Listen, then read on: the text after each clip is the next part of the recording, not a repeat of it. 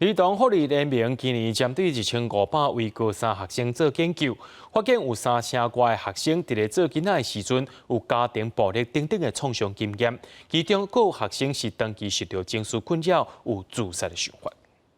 创伤复原咨询专线，您好，李新卫。儿童福利联盟新开设创伤知情照护资源中心，针对受到情绪、身体虐待的青少年，也是家长，提供心理治疗的窗仔口。因为基金会最近调查，发现真侪学生囡仔，较袂向外界求助，找学校斗3工的经验嘛无好。比如说跟学校好了，我们就会去提出说，怎么样是一个创伤知情的学校？比如说我们怎么改变霸凌的处理条例？怎么样就是在辅导室调整，让孩子更愿意求助。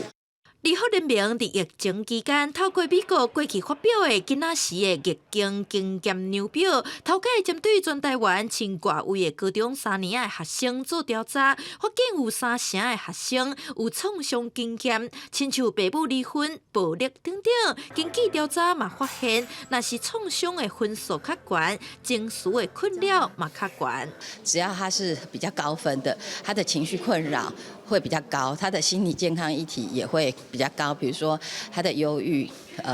的比例，或他很紧张，觉得不如人，或甚至我们注意到大概有1/3，就是4分的高分群里面，大概3成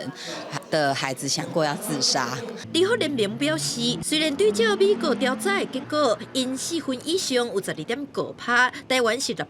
数字无算悬。不过，这种创伤是会造成心理等等的病症，嘛希望创伤中心的设立，通做下专业的结合，让青少年参父母透过社工师的协助，找到心内出口。记者陈雅文、李玉凯台北报道。